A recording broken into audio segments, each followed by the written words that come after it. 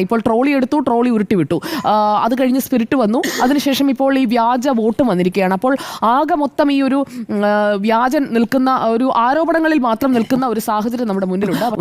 വോട്ടിന്റെ കാര്യത്തിൽ ഇതിപ്പോൾ ഒരു വെറും ആരോപണമായി ഞാൻ കരുതുന്നില്ല. അതിന്റെ ഒരു റീസൺ എന്ന് പറയുന്നത് നമ്മുടെ അന്വേഷണം തന്നെയാണ്. നമ്മുടെ അന്വേഷണം അനുസരിച്ച് ഈ കൊടുമ്പിലെ അഞ്ജലി കണ്ണാടി പഞ്ചായത്തിലെ വോട്ടറായി മാറുന്നു. അവിടെ വോട്ട് ചെയ്തുകൊണ്ടിരുന്ന ആളുകളെ ഇറേസ് ചെയ്തിട്ടുണ്ട്. എന്നിട്ട് അവരോട് അടുത്ത ബൂത്തിലാണ് എന്ന് പറയുന്നു. അതിന്മേലുള്ള പരാതിയിൽ പോലും ഇതുവരെ നടപടി എടുത്തിട്ടില്ല എന്ന് പറയുന്നതും ഒരു ഞെട്ടിപ്പിക്കുന്ന കാര്യം തന്നെയാണ്. കൃത്യമായി ഇതിലൊരു പരിശോധന നടന്നിട്ടുണ്ടെങ്കിൽ ഇങ്ങനെയാണ് അവിടെ അട്ടിമറി നടത്തി വിജയം നേടിക്കൊണ്ടേയിരിക്കുന്നത് എന്നുള്ള ഒരു യാഥാർത്ഥ്യത്തിലേക്ക് നമ്മൾ എത്തേണ്ടി വരും. ഈ ലിസ്റ്റിൽ തങ്ങളുടെ പേരില്ല എന്നുള്ളത് ബോധ്യപ്പെട്ട് അവർ തന്നെ പോയി പരാതിപ്പെടുന്നു. അതിനുശേഷം BJP പരാതിപ്പെടുന്നു.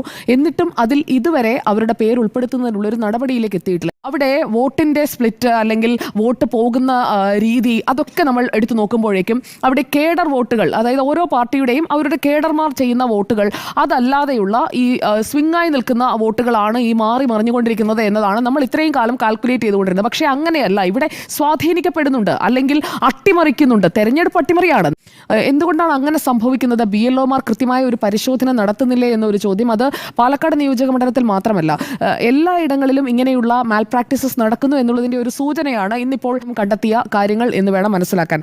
ഇവിടെ CPIM ഈ ഒരു ആരോപണത്തിലേക്ക് എത്തിയിട്ട് കുറച്ച് ദിവസങ്ങളായി. ഈ തെരഞ്ഞെടുപ്പ് കാലത്ത് അവർ വളരെ കൃത്യമായി പറയുന്നുണ്ട്, വ്യാജ വോട്ടർ ID നിർമ്മിക്കുന്നതും വ്യാജന്മാർ വരുമ്പോൾ അങ്ങനെയാണ് എന്നൊക്കെ പറഞ്ഞ് അതൊരു രാഷ്ട്രീയ ആരോപണമായിട്ടാണ് നമ്മൾ കരുതിയിരുന്നത് എങ്കിൽ, കാരണം യൂത്ത് കോൺഗ്രസ് സംസ്ഥാന ഭാരവാഹി തെരഞ്ഞെടുപ്പിലെ വ്യാജ തിരിച്ചറിയൽ കാർഡുമായി ബന്ധപ്പെട്ട ഒരു രാഷ്ട്രീയ ആരോപണമാണ് CPIM ഉയർത്തുന്നത് അല്ലെങ്കിൽ സ്ഥാനാർത്ഥി തന്നെ പറയുന്നത് എന്നൊക്കെയാണ് നമ്മൾ കരുതിയിരുന്നത്. പക്ഷേ ഇതങ്ങനെയല്ല. ഇവിടെ കൃത്യമായി ID പ്രൂഫ് ഇല്ലാതെ അല്ലെങ്കിൽ എവിടെയാണ് താമസിക്കുന്നത് എന്നുള്ളതിൻ്റെ ഒരു രേഖയില്ലാത്ത ആളുകളെ കണ്ടെത്തുകയാണ്. ആ കണ്ടെത്തുന്ന പഞ്ചായത്ത് എന്ന് പറയുന്നത് കുറച്ച് സസ്പീഷ്യസ് ആണ്. അത് കൃത്യമായി പരിശോധിക്കപ്പെടേണ്ട ഒന്ന് തന്നെയാണ്. മാത്രമല്ല അതിനൊക്കെയായി ആരൊക്കെയാണോ സഹായം ചെയ്തിരിക്കുന്നത് അല്ലെങ്കിൽ ആരാണ് അതിൽ ഉൾപ്പെട്ടിരിക്കുന്നത് അവർക്കെതിരെയുള്ള നിയമ നടപടികളിലേക്ക് തന്നെ പോകണം. അല്ലാത്ത പക്ഷം അവരിത് ആവർത്തിച്ചുകൊണ്ടേയിരിക്കും. വ്യാജ വോട്ടെന്നൊന്നും ചുരുക്കി കാണാൻ പാടില്ല. ഇതൊരു തെരഞ്ഞെടുപ്പ് അട്ടിമറിയാണ്.